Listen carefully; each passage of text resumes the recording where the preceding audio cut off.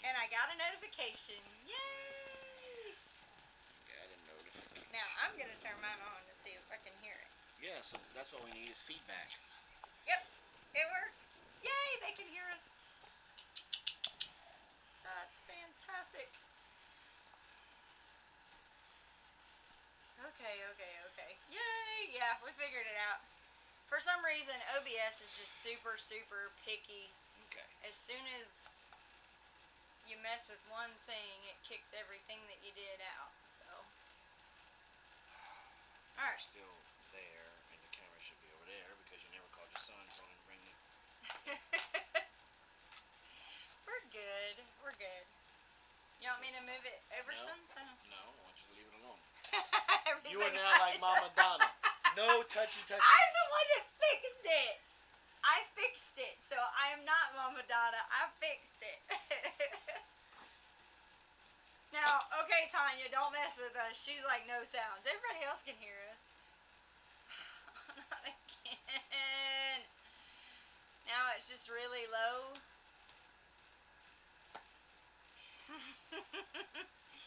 Okay, one more. Let me try one more thing. Because we had to go back in and we had to change this out. No, it was all there.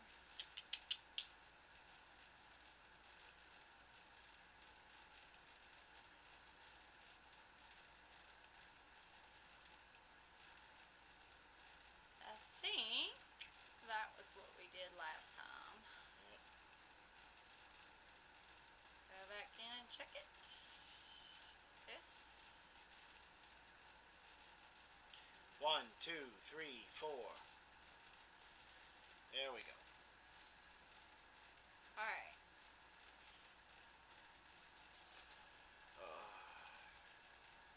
Sound is crisp, it's just lower. No. I think we're up as loud as we can. Everybody's saying it's very quiet. No, they're not filled with the boxes of yarn. Basically, that's stuff from school, right? What? Yeah. School, homeschool stuff. Okay. Some people say it's Alright, quiet. you guys might need to go out and come back in to see if that fixes it. We are maxed out on our end. It's not going to be as loud as it used to be because we've got a more crisp sound, and it's going to drop off some of the higher end sounds.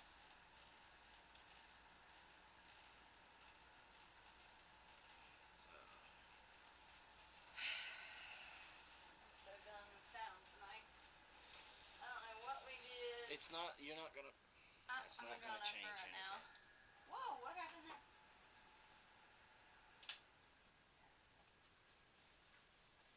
Well, there's probably one of the problems. What? It's competing with 2 mics. Oh, I don't know. Okay, how is that?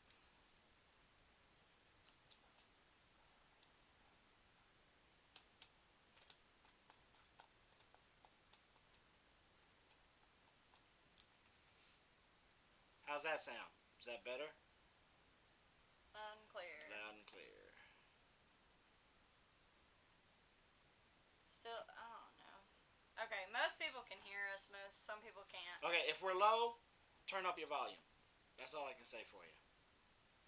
Now we're even quieter. I don't know. I mean, I don't know. Anyway, I know on mine, when I played it, it sounded fine on my phone.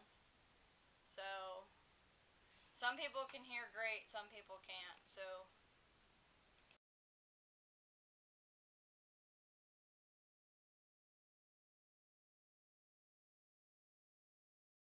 there you go. Alright, how's this? Is this better?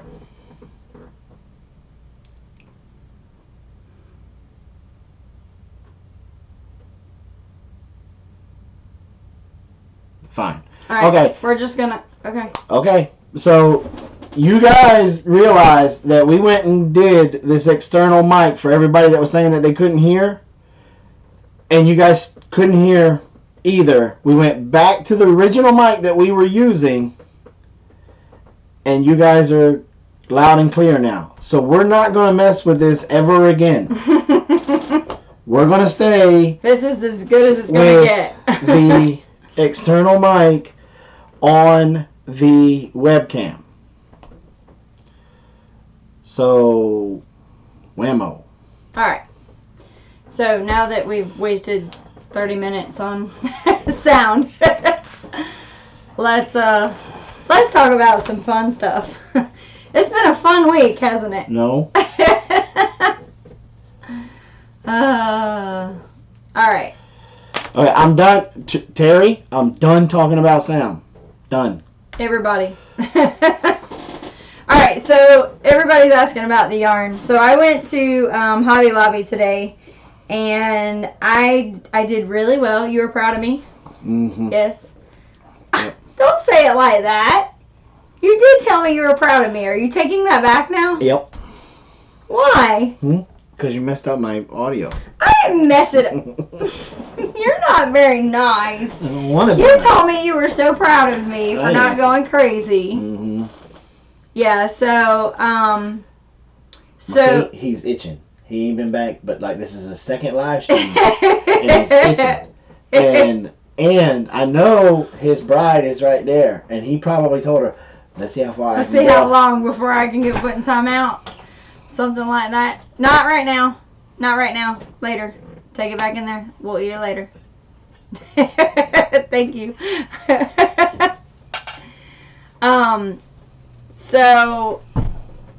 So anyway, so we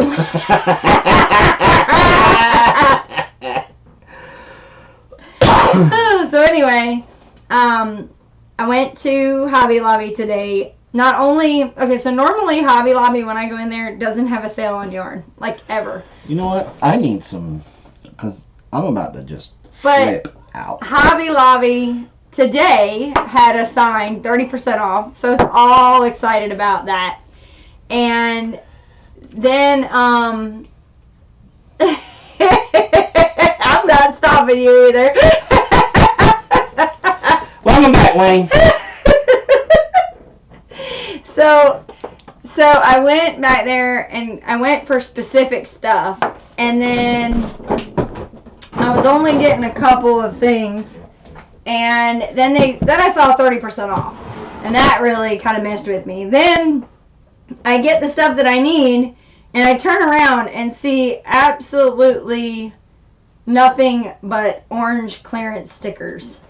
And I was like, what do you see? There was somebody walking across my freaking dam. You better be careful, because your son's probably that person walking across the dam. That's Blaze. Hey! Right there, see? Never mind. Almost got shot. So then basically what ended up happening is I was like totally, I don't know, inundated with yarn that was on sale, and like skeins at like $1.50 a skein. And I don't know how I know how I did it. My daughter decided she was going to be Jason. And I wasn't calling you. I was just making sure it was you walking across the dam, because I was going to start taking pop shots. And she, and so she looked at me and she's like, look, this is what's going to happen. And it was the funniest thing. I haven't told you the story yet. This is what's going to happen. You can get your scrubby yarn for your soap sacks, because that's what you came for. She said, but as far as the clearance stuff goes, you're only allowed 2 skeins. You pick them up, and then we can go. And I was like, what? You're like 12. You can't tell me what to do. She's like, no. And then I picked up 2 skeins of scrubby yarn, and she's like, well, that's it. I'm like, no. That's scrubby yarn. That's still under the scrubby yarn. So, no.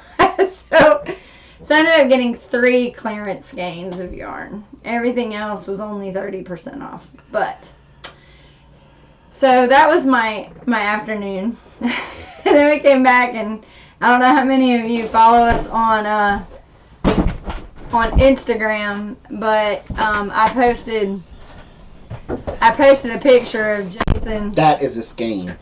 What do you want? So skein of yarn. Skein. Some people call it skeins. I call them skeins of yarn. Anyway,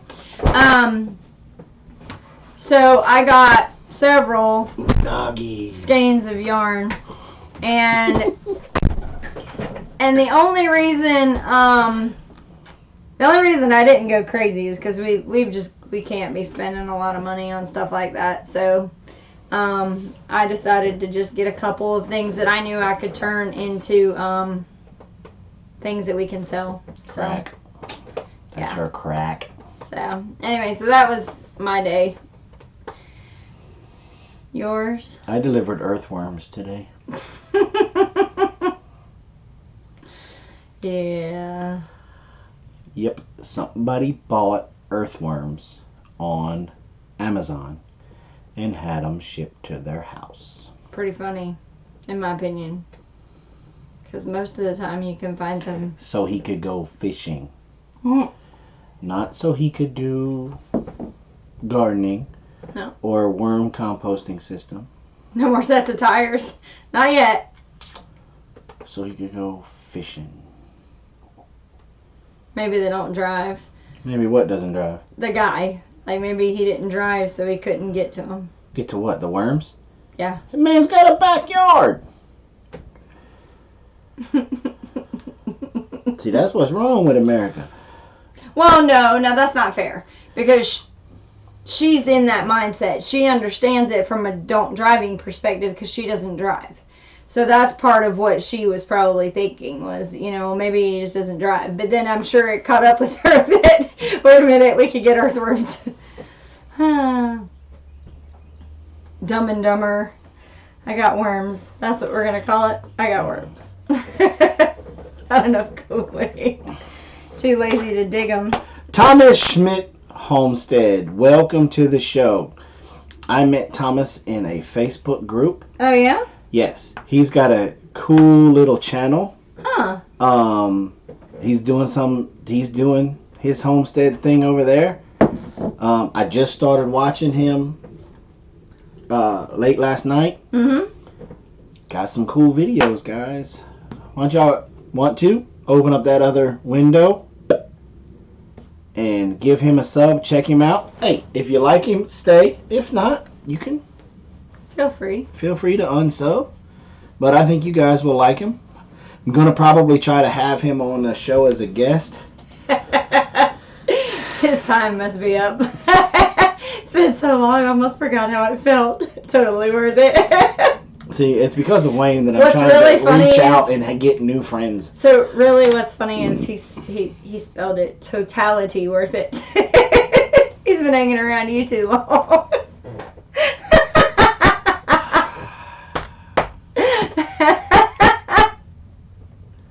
Yeah, no love. No love. No love.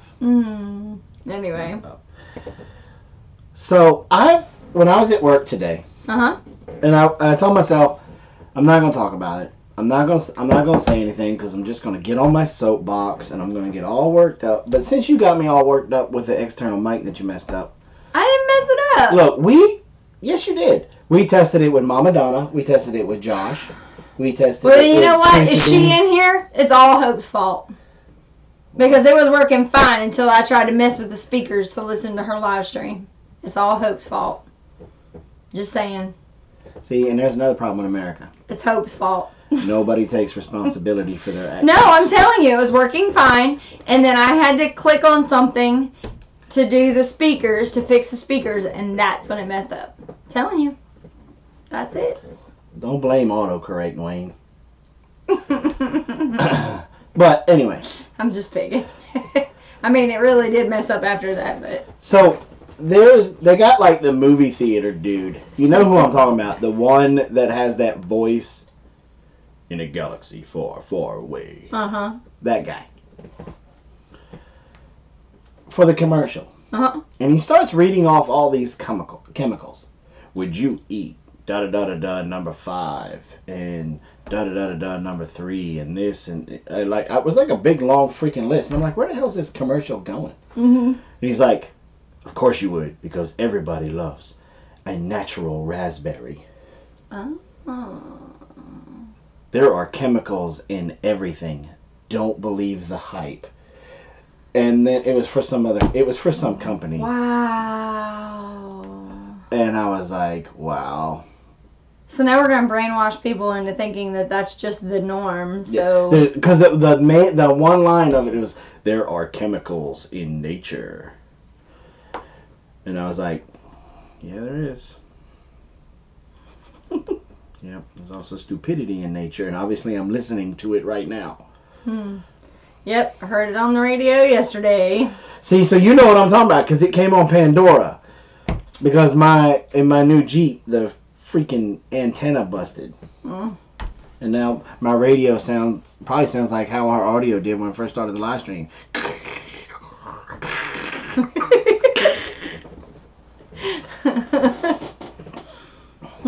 But then I came home and you started trying to read me some article that you've been reading all day, and I was hungry, so I really didn't pay attention to what you were saying. So what was the article? So what are you saying? You're saying that you want me to cover this? I'm saying you took all these notes, and I don't know what the crap you were talking about. I'll just add my 2 cents in like I'm going to do at your oils class. Okay. So, I came across an article about how Africa is trying to become more sustainable in their food and farming. And it got me kind of searching around and checking things. And this article was really cool because it talked about how years ago that, back in the 80s, there was this big push for everybody to be sustainable. Yeah, that's because Reagan was president. Right. So then all of a sudden, there was... Go, Ronnie! So then all of a sudden there was this, okay, wait a minute. If we don't control the food, we don't control the people. Right? Enter Bill Clinton. And what happened is in some of these... Who was president after Reagan? It was Senior, wasn't it? Bush Senior? It was Bush Senior and then Clinton. Right? Sure. Yeah. So after that, what happened is some of these other countries, especially in Africa, there was this big, huge push to control the food source so they could control the people. And so back in 2000, let's see. While you're looking at that, I want to tell you how we failed as a homeschool and as parents. Wow. Because your son doesn't think that Jimmy Carter was president and that Jimmy Carter was a peanut farmer in Georgia. How the heck does he miss that? Or is he just jerking your chain? Because you know how much he loves to just be like, yeah, I don't know anything about that. Or he'll make something up and he'll be so totally convincing. Like he said he was going to Google it. So because we were talking about peanut butter. And I said, well, we just got to call Jimmy Carter. And he was like, who's Jimmy Carter? And I'm like, shut up. I'm not in the mood for you playing today. No, for real. Who's Jimmy Carter? Whoa! What? Daddy got a big bass. Just jumped. That was funny. So anyway, basically. Wow. You crack me up. You went from like totally on one soapbox to now being on something totally different. It was like it was like Moby Dick coming out of my pond. It was like, whoa. Sorry. So anyway, what ended up happening is there was pressure from the world government, or the World Bank, I'm sorry, to coerce some of these countries, basically bring them back down to their knees. Enter the Illuminati. And they stopped supporting the farmers, and so the farmers kind of went belly up and couldn't do anything. So now there is this issue there's all these political crises going on over in Africa that's now forcing each country to basically start looking to themselves to try and help themselves be sustainable, because they can't rely on anybody else. And in the a year ago, back in 2017, there was a blockade put on by Saudi Arabia and a couple of other Arab states. And what they did was they didn't allow importing of dairy products. No milk, no yogurt, butter, all that stuff was gone. And they basically had to hurry up and figure out how they were going to get dairy. And what? Oh. And they, within a year, they started figuring out how to fix the structure of their farming into a more sustainable system. And now, here a year later, they have 14,000 cows, dairy cows, and they've learned how to produce their milk to where it's actually cheaper than it was before the blockade. And so they're learning very quickly that if they can do everything more sustainably, that they won't be as dependent on other countries or neighbors or anything like that. So it kind of got us thinking, like, Can I jump in real quick? And look, I don't honestly care what everybody's opinion is about our current president.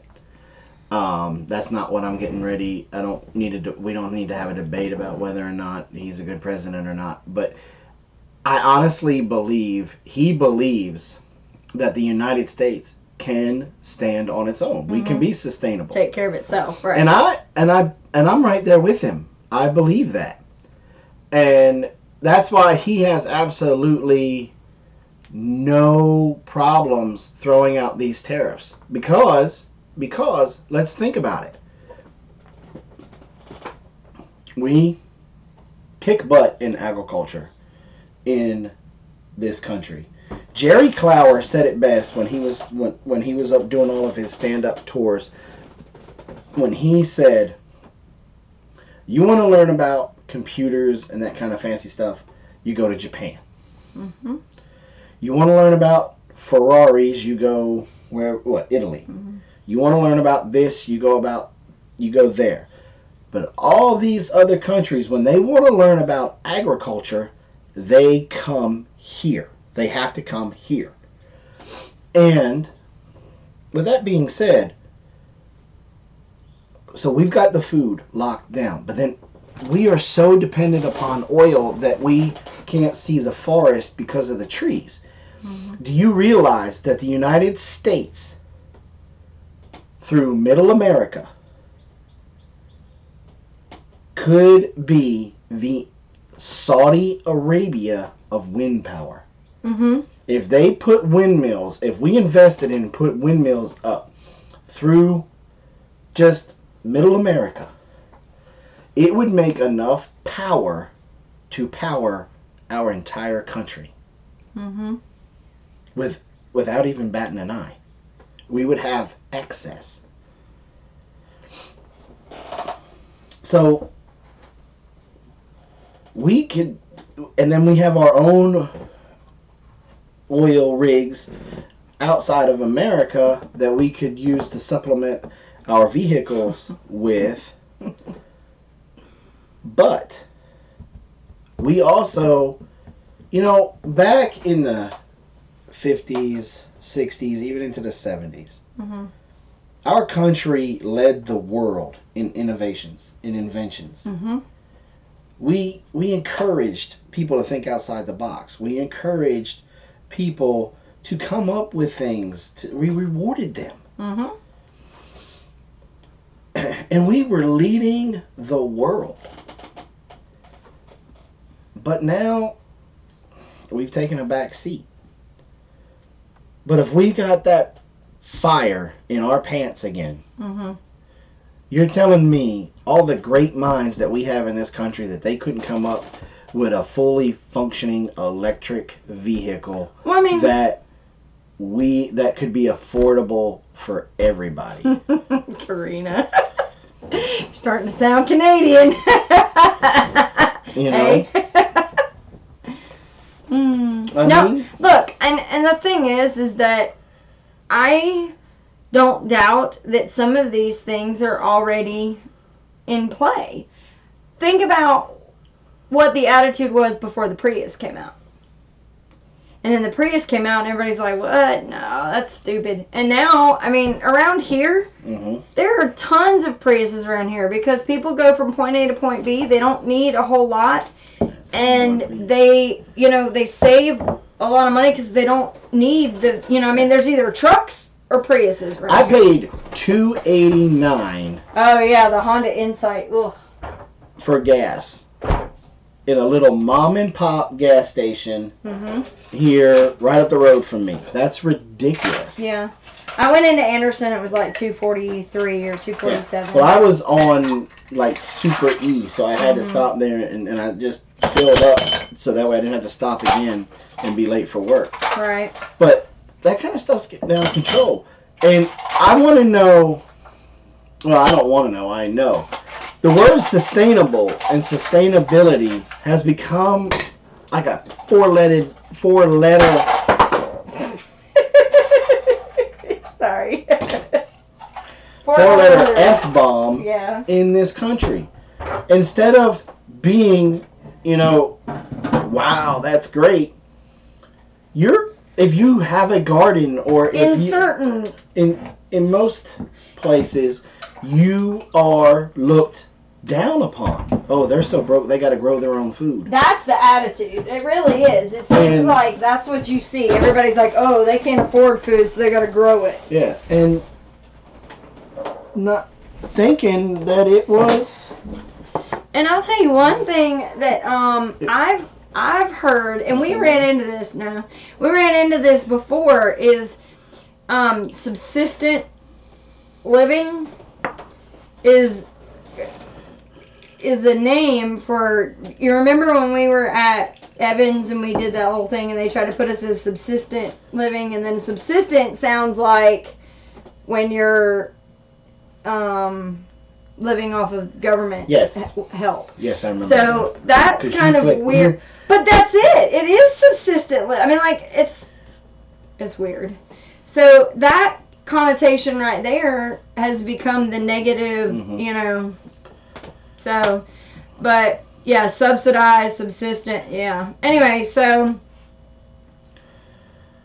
$3.79 a gallon. I know, it's crazy.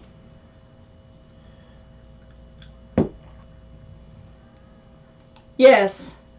And you know what's crazy, Breakaway? I've told every person I know that's on SNAP, we've tried educating people and telling them, look, you know that your food stamps, and not only that, Breakaway, I don't know about in your area, but in ours, Scrapeaway. I know it's Scrapeaway. So in our area, they actually have a program where if they take their food stamps to a farmer's market, they get double their points or double their value.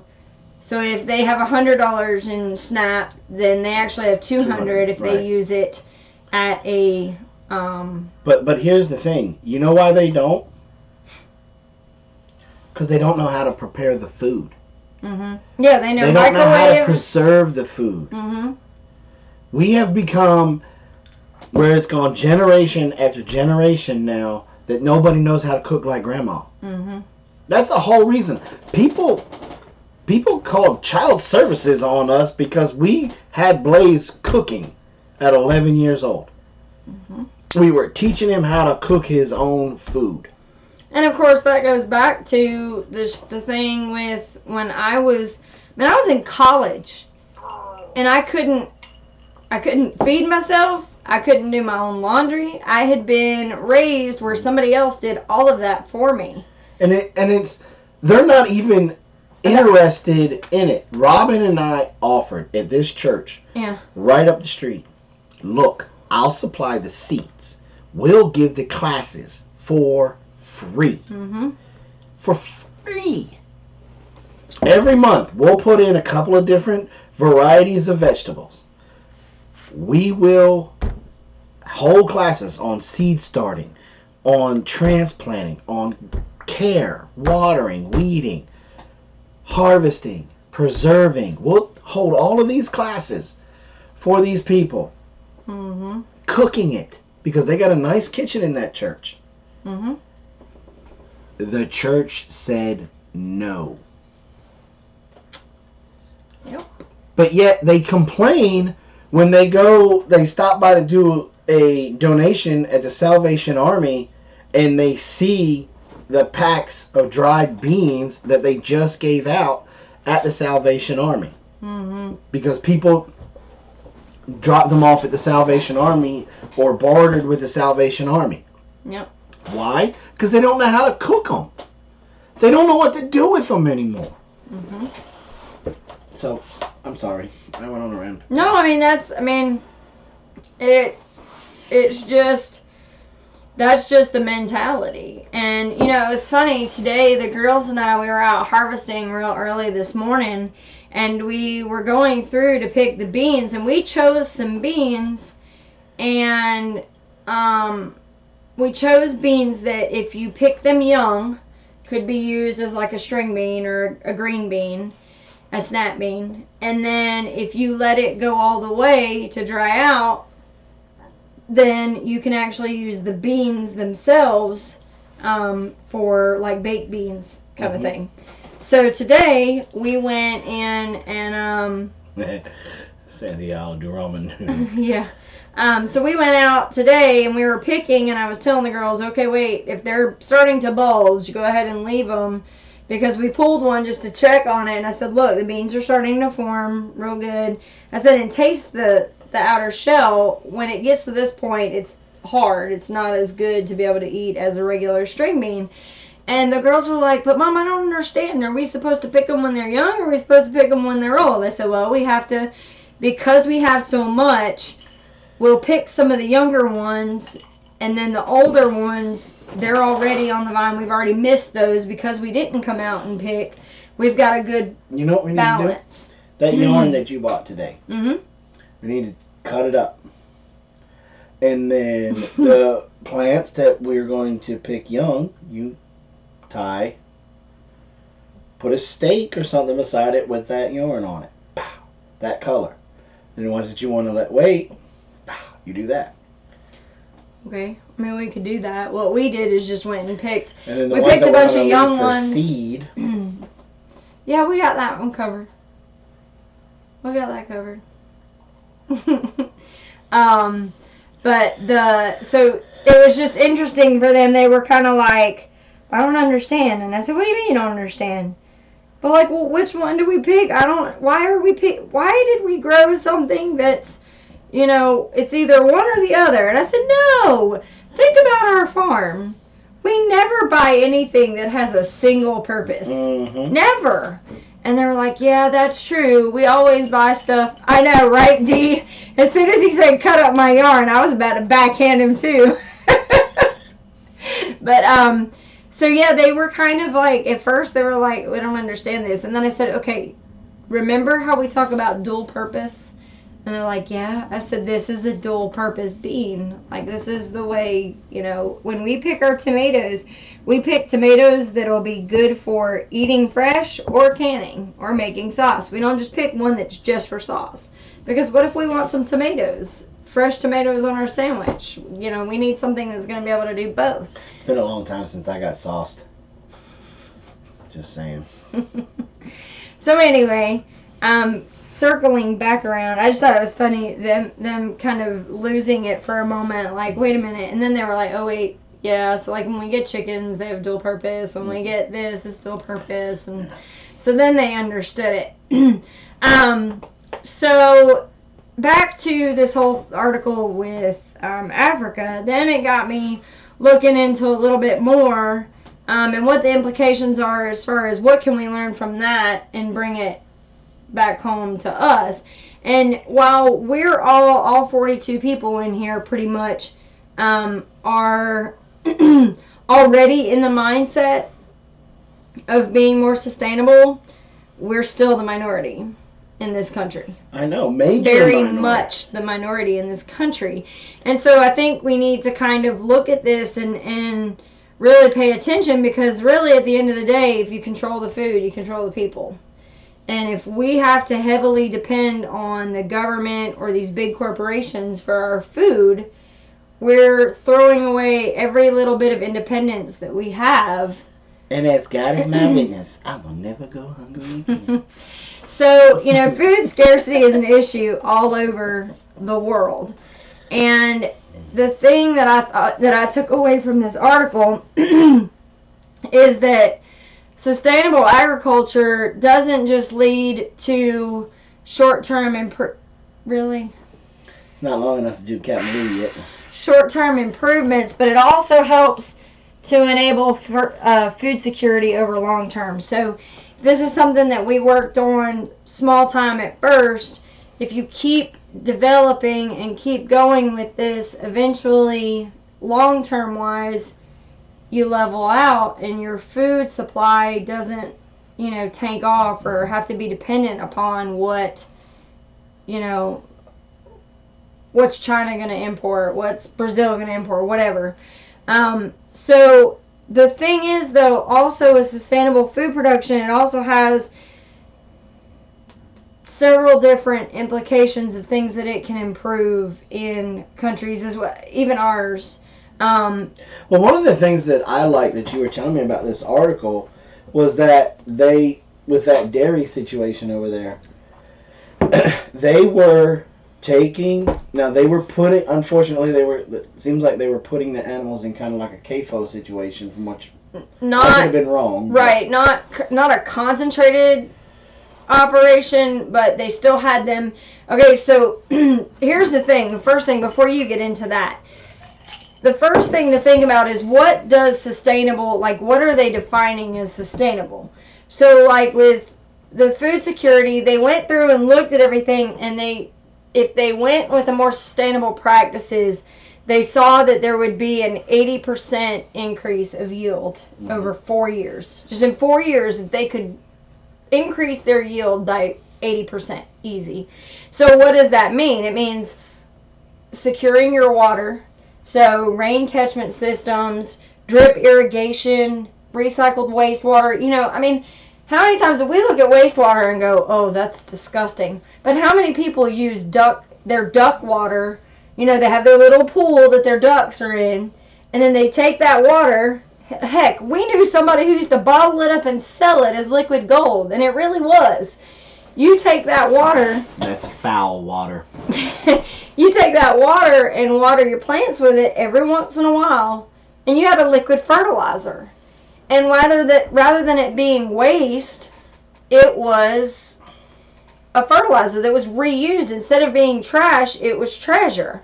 And, so you have rain catchment systems, you have wastewater, you have drip irrigation to make sure that the water's going straight to the roots instead of just these huge, massive sprinkler systems and turning them on in the middle of the day so that you're wasting all of the water. It's not helping the plants at all. You know what? America, listen to me, America. Stop watering your lawn at 2 o'clock in the afternoon. And if you just got to have the Augusta National type of lawn, make sure your sprinklers are not watering my vehicle as I drive by in the middle of the street. In the middle of the day. Because three quarters of that water was going right down the storm drain. And not just that, but with as hot as it is, it's going straight. It's being when you water, whether you're watering your garden or your lawn, if you water it during the daytime, you may be lucky to get 10% of that water to your plants. What's the best time? 80 to 90% of that water to evaporations. The best time, believe it or not, is about 2 a.m. Now, not many of us are going to get up at 2 a.m. to That's go why water. a lot of people have timers and stuff set up on their sprinkler systems and things. When we get set up the way we want, I'm going to have it turned going on at 2 a.m., but I'm going to have it set up with a timer to my drip irrigation system to put it out that way. But about 30 to 45 minutes after the sun goes down, completely down, is the best water then. Or 30 to 45 minutes before the sun comes up. Now, as our seasons start to change, like with your fall garden, you don't want to water at night with the fall garden. Because as we start to get colder temperatures, you want to water in the morning before, right, 15, 20 minutes before the sun comes up. So that way, if you're running a sprinkler system out there and it's dripping onto the plants and stuff, that a lot of that does not freeze on plants. The plant, right. Yeah. So anyway, so, you know, as far as sustainability goes, that's, you know, one big thing is the water. But then the other thing is their definition of what sustainability is like a concentrated, the smaller paddocks and moving them. So it's not like a CAFO. It's almost like a Salatin approach where they have small paddocks where they move them and they are able to have an even cut of the grass, so that it promotes it to have stronger roots. And, you know, and then another thing that they do, there's a lot of different stuff I was looking at. They use cover crops. When there's nothing growing on it, they let grass grow. That's why, like around here, we'll see whenever stuff's not growing, you'll definitely see grass growing in the fields. And that's to help keep the carbon in the ground. Keep everything that way. To protect the party, y'all. And so, and then the concentrated livestock paddocks, so they get an even graze. It also, and this is what I think is hilarious, back when you were talking with your millennials, everybody was complaining about how the poop... You're never going to let that die, are you? How the poop was such a big deal with greenhouse effects. Well, actually, with sustainable, they've done some studies, and with sustainable practices of concentrated smaller paddocks and moving them, you're actually lowering the greenhouse effect by doing that. And, you know, and there's something to think about, and we see it all the time. You know, the animals actually, when they're walking around, they push the old grass down into the dirt, and they're effectively kind of tilling that area up as they walk it and move through it. And they, you know, they start basically doing their own kind of a composting situation. And then also crop rotation as well. A lot of people won't plant the same thing in the same place every year. So then all of the different nutrients get, you know, replenished and things like that. And so these are the things, the practices that they're trying to do in the attempt to be more independent and stay more, you know, less...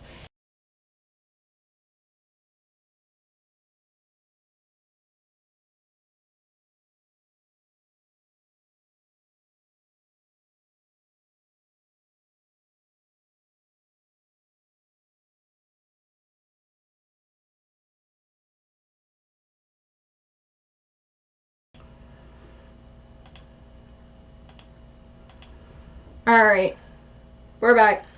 You should be back. You should be able to hear us just fine.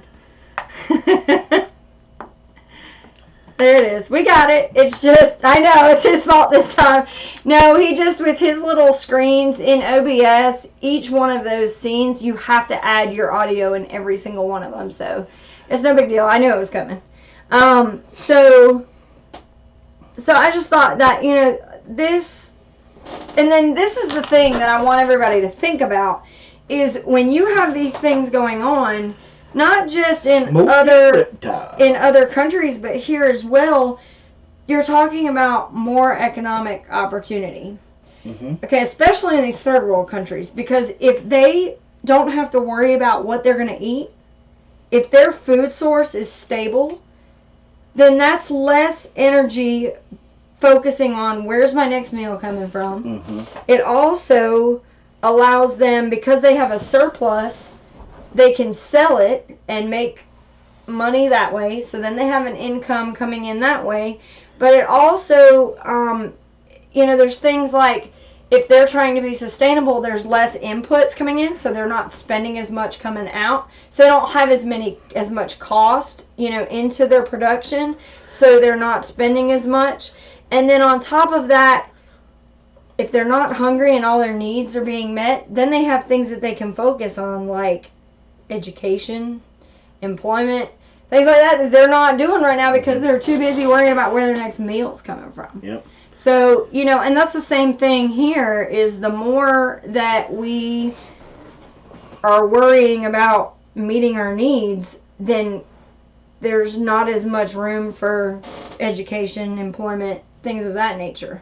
So that's kind of, and then, you start thinking, if we have all of these things met and everything's going well, it's going to promote stability, and that's the other thing is right now, everything gets so crazy that I go back to, if you control the food source, you control the people.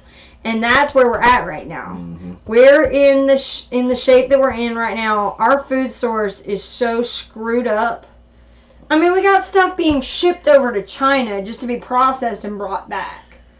We got stuff that comes from other countries when God knows we can grow it right here. Makes no sense to me.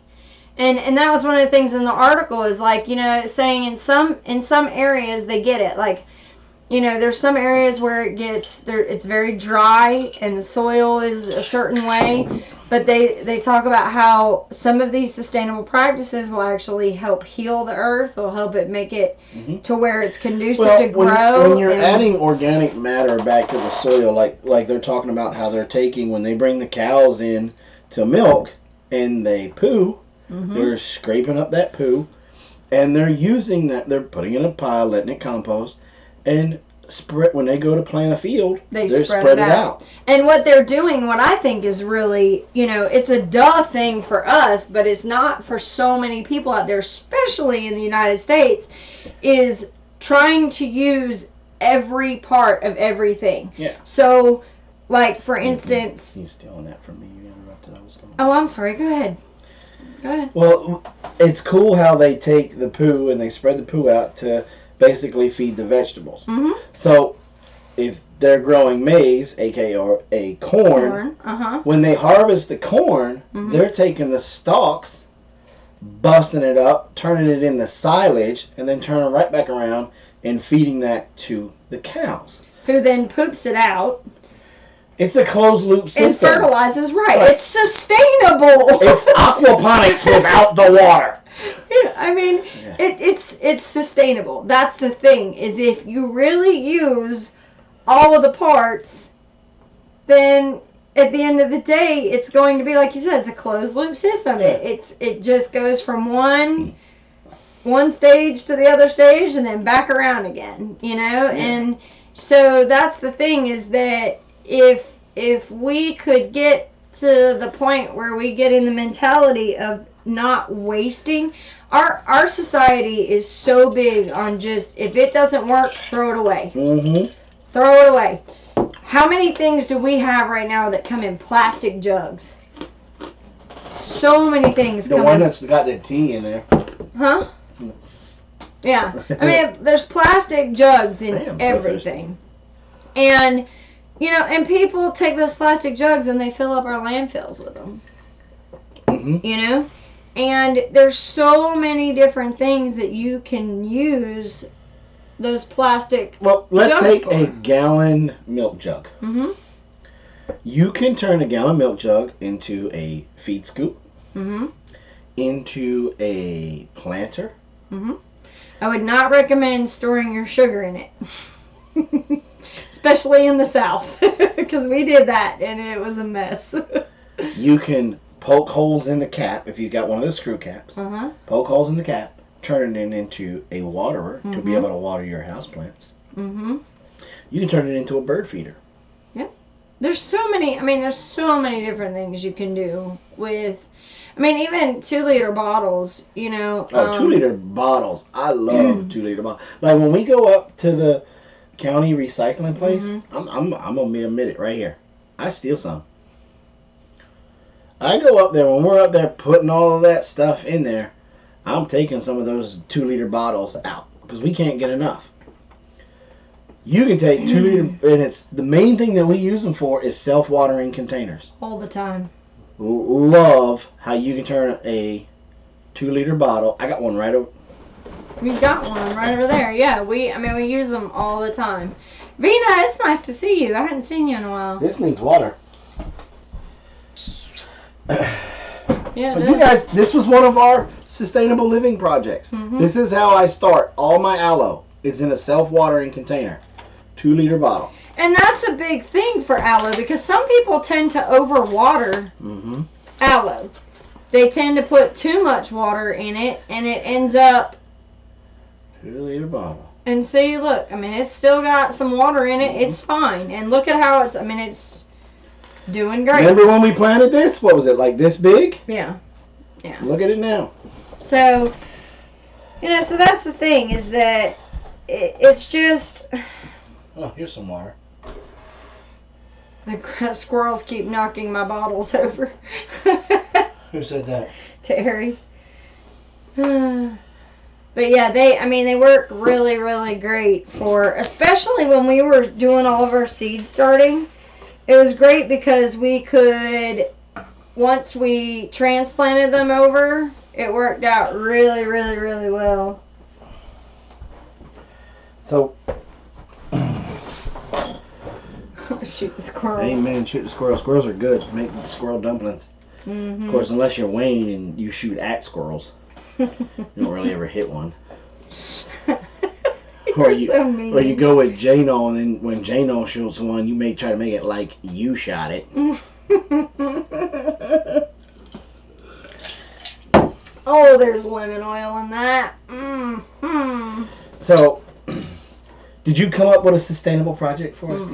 I sure didn't. I was too engrossed in that article because anytime I read something that makes me really think about like what can we take away from it and what kind of things, like, everybody always talks about history repeating itself and things like that. I'm that person that's like, later, Wayne, thanks for coming by, brother. Love you.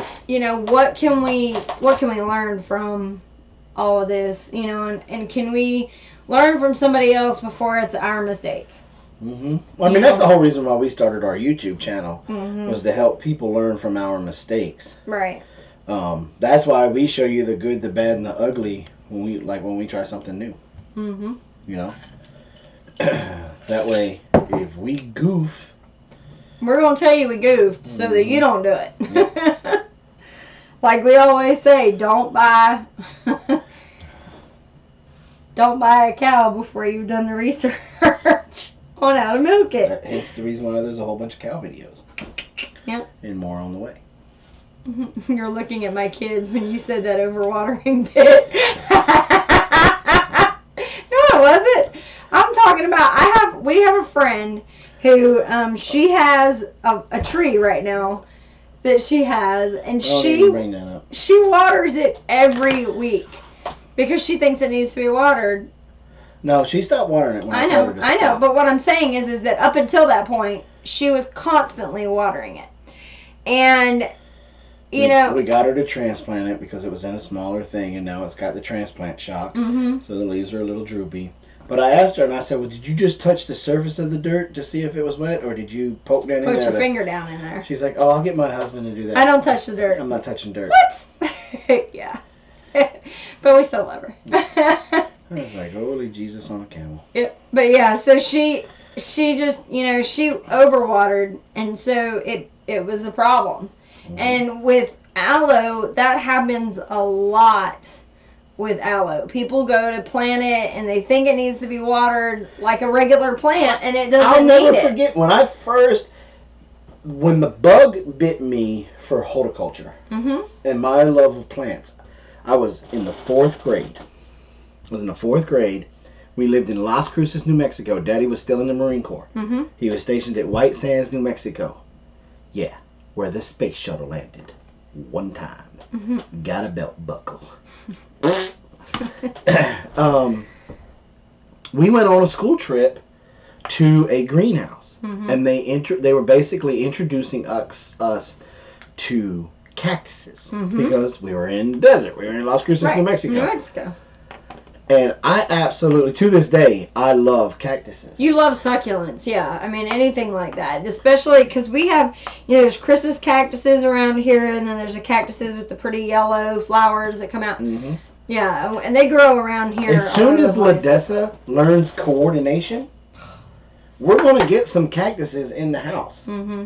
I think when they flower, they are absolutely... If you've never seen a cactus flower, you are missing out. That's another one of the reasons why you know there's a God. Because something as painful as a cactus puts out such a beautiful flower. Beautiful flowers. But anyway, that's what I learned.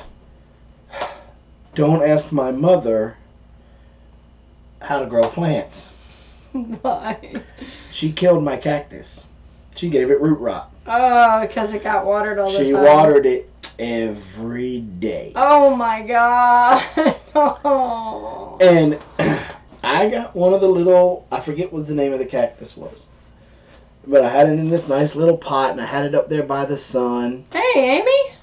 And it was growing, and I was loving it, and I was following the directions that they get. Because I bought this thing with my own money. Because that's how it was. But believe it or not, for any kids that are watching with their parents, your parents aren't lying to you when they said if they wanted something, they had to buy it. That's the way our parents raised us. Yeah, we weren't. Oh, you want to spend money on a cactus? Even though we know you going to kill it, you spend your money and kill it. Right. But my mom killed it. Did she pay for a new one? No. Of course not. We were moving shortly after that. Daddy got stationed back at Pendleton. But I was following the directions, had my little watering schedule up. And all of a sudden, the flower died and fell off and da-da-da-da-da. Oh. And I was kind of like, oh. And so I had my dad take me back to this greenhouse with my plant. And I was like, what happened? What happened to my cactus? What did I do? What did I do? And the guy started digging around in it, and he pulled it out. And that was the very first time I smelled root rot. Oh, so horrible and that smell. It was nasty. And Bye, buddy. And he said, buddy, you watered it too much. I said, no. I haven't watered it yet. And he was like, well, somebody did. And he's like, it's got what they call root rot, and that's from overwatering. And I looked at my dad, and I'm in the 4th grade. I had tears in my eyes. I was like, Daddy, I ain't even watered it yet. I promise. I promise. And so we went home, and my mom was like, so did you find out what was wrong with your plant?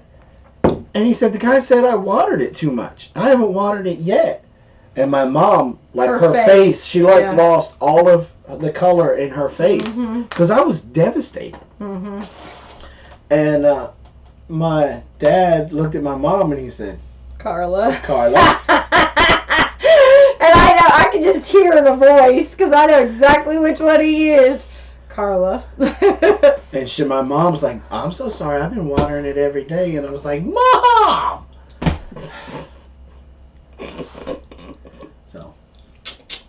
But I did get a He-Man action figure out of it, though. I think that's what it was that I got instead of a new one because we were moving.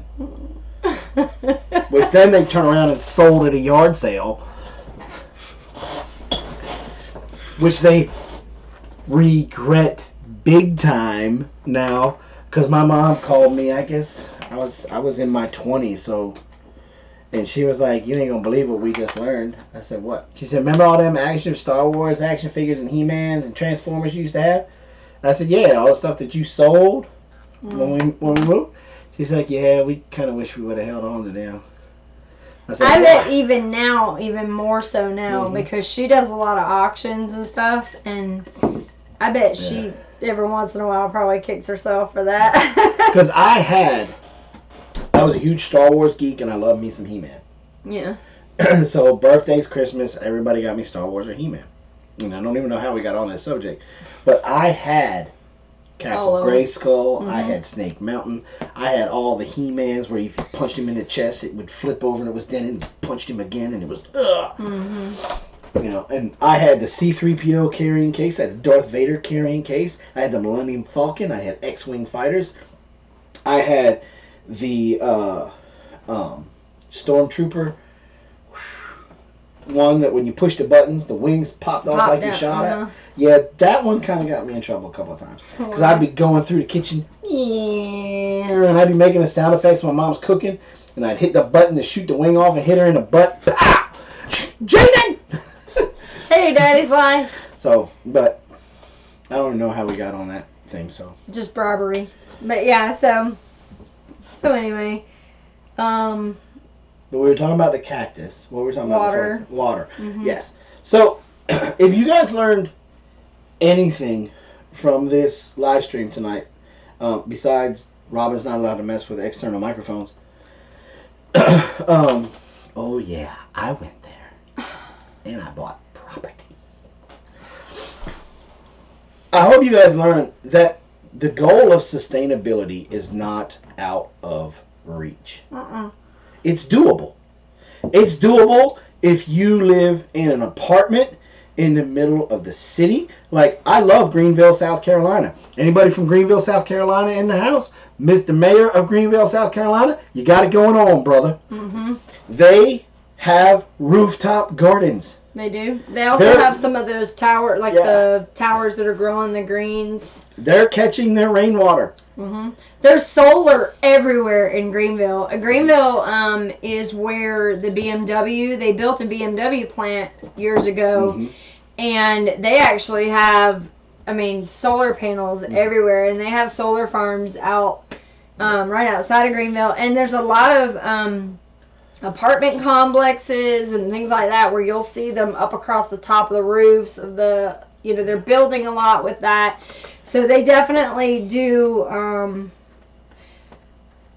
kind of promote a little bit more sustainability in that town.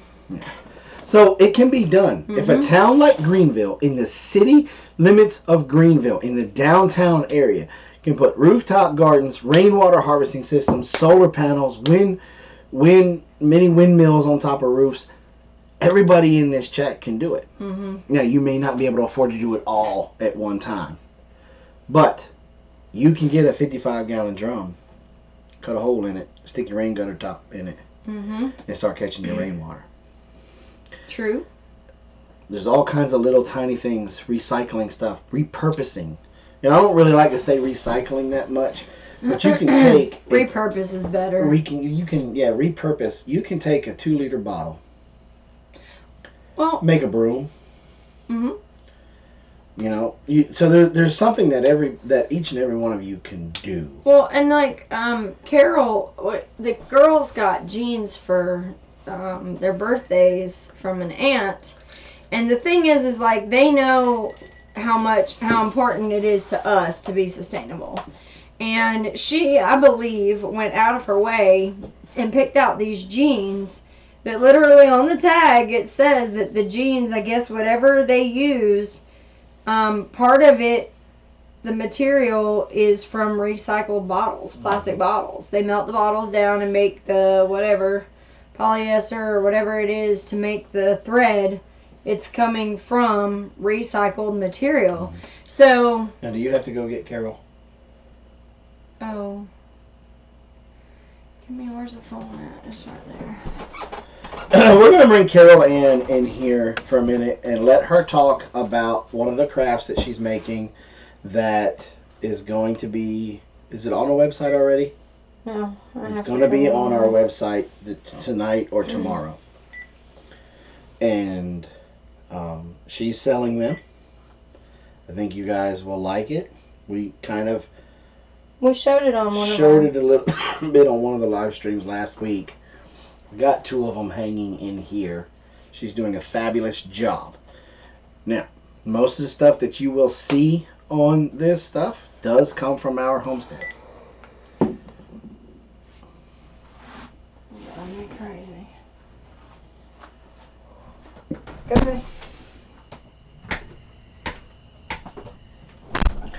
this is why I drink alcohol. Just saying. But we're gonna let her come in here, pitch her little thing. She's also, and for the new people that are in here, my daughter Carol is also into photography. That's one of the reasons why she's selling these things that you're gonna see in a minute. Is to help support her hobby of photography. She's also going to be making a calendar. So no Rocky's Corner. Hey, beautiful. Mm-hmm. Where's your stuff? Stuff? There's one right there. There's two right there. There's two right there. Okay. I thought you made special ones for the show. All right, well, get them and come around over here. What, does it say it? No. Purposely did that for you.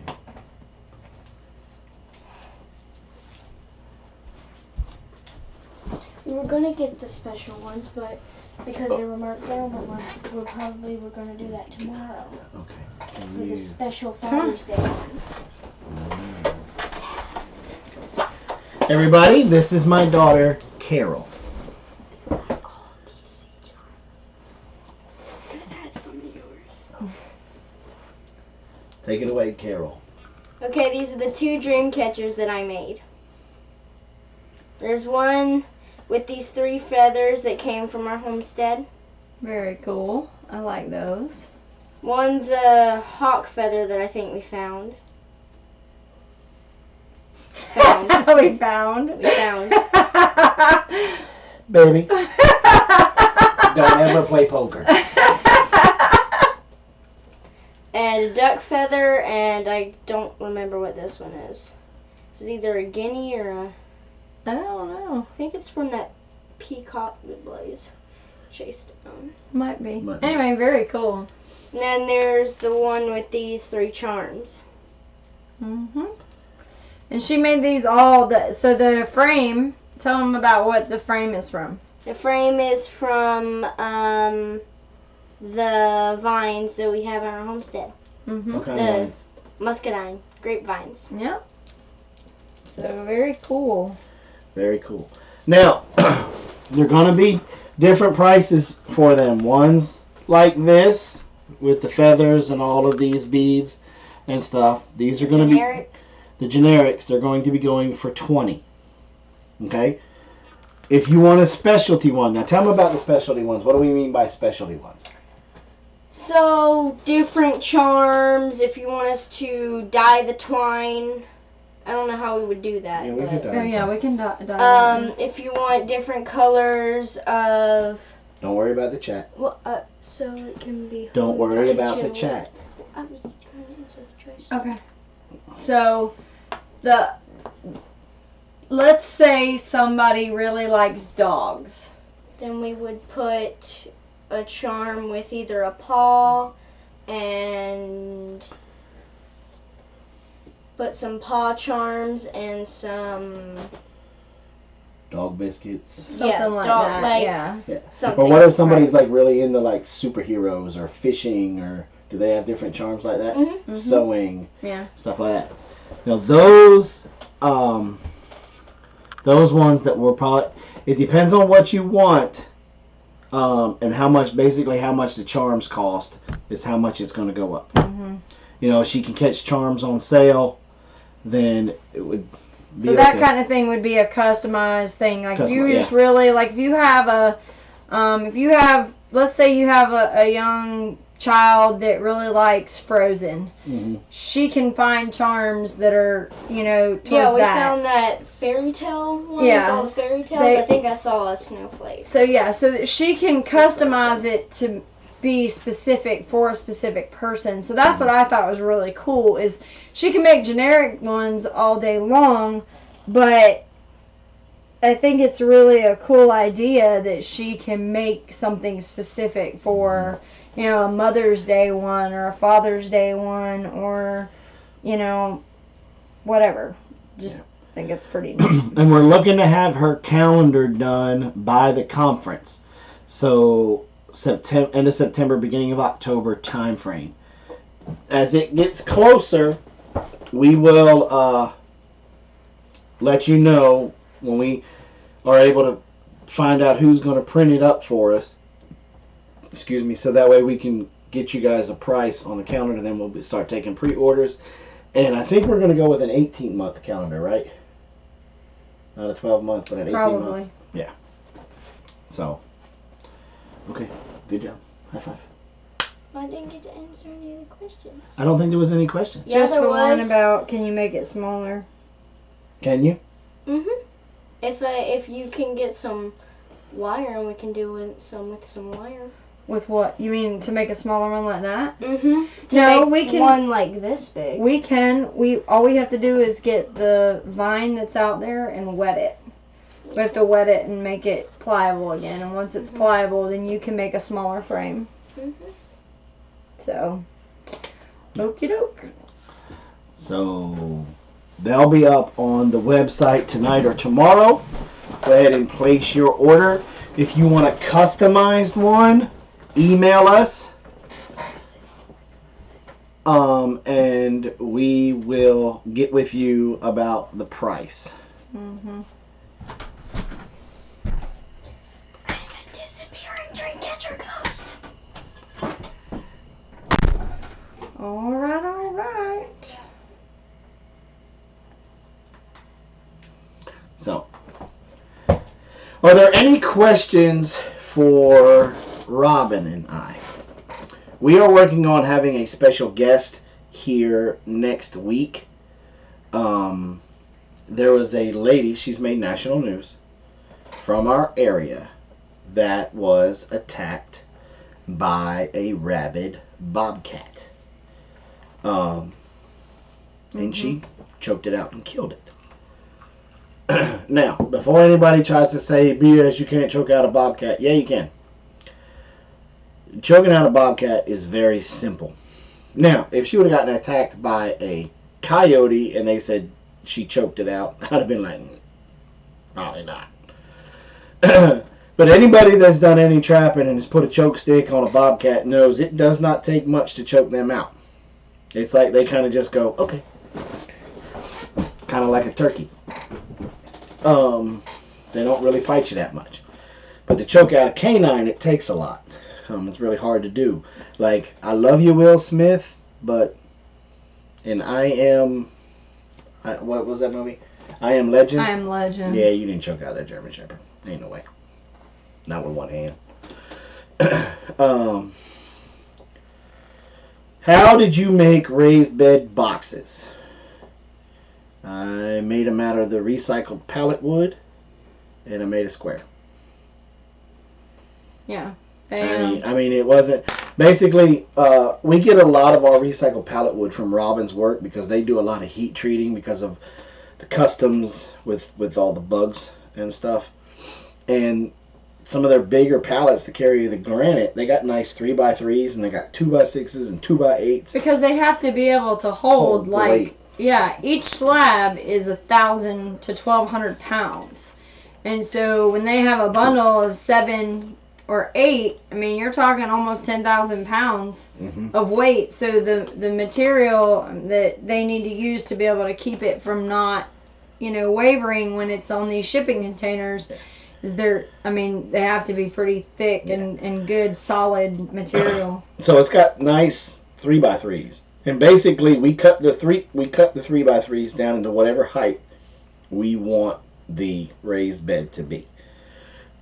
And then we pick out the dimension that we want it to be. If we want it to be a long one, and we use those chunks that we cut out for the height as our supports for the corners. Okay? Then we just take the sides and we cut down the wood to fit the length that we want. Now, I may run a joint down depends on how motivated I am, down the boards so that way they'll sit tight together. If I'm not motivated, I just put them together. Then I staple hardware cloth or even chicken wire to the bottom. Mm-hmm. Then I'll cover the bottom. It depends. If I'm doing hugelkultur, I do it a different way. But if I'm just doing regular old raised beds, I'll sprinkle rocks. I'll get rocks of all different sizes. And God knows we got them around here. And right now, we just literally pull them out of the garden every time we till. And then I give a nice coat across the bottoms of each raised bed. And then I fill it with leaves sometimes. I'll fill it with spent hay. Mm-hmm. And then I put compost in it. And then I plant it. Robin always picks out the colors. Yeah, And, and the theory behind that is everything that we grow and everything that we do around here, you may have a little splash of color here or there for a moment. You'll have yellow squash flowers or yellow tomato flowers, but there's not a whole lot more in color. And so when we first started doing stuff on this farm, Jason came to me and said, I kind of would like to have a little bit of color around the farm, because we started talking about with the chicken. We started with the chicken coops. When we were making the chicken coops, you were like, well, what colors would you like? Mm-hmm. And of course I was like, well, let's just do red, like red barn door kind of thing. We'll just do that. And he's like, are you sure? And I was like, oh, I mean, what are you asking me? He's like, you have free reign. If you want to do purple everywhere, do purple. If you want to do yellow. And then I thought, how cool would it be to just stay with a particular type of colors? Like, we're not doing really dark colors. We're doing a lot of not even pastels, but brights. Mm-hmm. Why am I getting talked to? They're talking to the dog. So we've got like really light blues and pinks and yellows and purples. We've got the new the Eggmobile is like an Oriole orange color. Yeah. And so there's color all over our farm, which is awesome, because when you're walking around and looking through everything and we take everybody through, it just kind of, it stands out. You can see it, you know? And that's really, really kind of neat. I think that's really cool. And that was a good decision on our part to do that. It's pretty neat. Pretty neat. So, love it. Now, we're going to be doing a video on hugelkultur next week, Mud Pie, when I will take you through that. Hugelkultur is a great thing to do with raised beds. I learned it from, I learned the name from good old Mark over there at Self-Sufficient Me. Been doing it the whole time, and then, and he been doing it the whole time too, and then he learned the name of it too from one of his video or something. Yeah. One of his subscribers said, "Oh, you're just doing hugelkultur." Oh, is that what they call that? Oh, is that what they call it? Is that what the kids are calling it now? But it's another great thing, so that's going to be a great video. You said you had a problem with Johnson's grass. Welcome to the club. The only thing that I can tell you to do it is just get in there and start pulling it. Well, now, okay, so the Johnson's grass is the stuff that looks like corn. Mm-hmm. The stuff that goes up and you got to pop it out. The other stuff that is a nightmare around here is nut's edge. And that's the stuff that looks like monkey grass. Yeah. And that, it'll take over your garden, like... And I was talking to Suburban Hillbilly. UGA, actually, a couple years ago, they got a grant for like $5 million to try and find an herbicide that will kill it over the next 5 years. And what I think is crazy, I was reading the article with her, and we were looking at it, and it said that nut's edge, because of all of the different herbicides that have been used, that it has actually evolved itself to be able to not be affected by herbicide, and that's why there's such a big problem with it.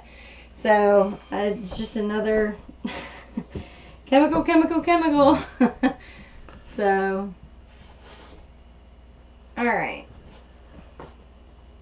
So, okay. all right, guys. Well, we're gonna call it a night. And Yeah.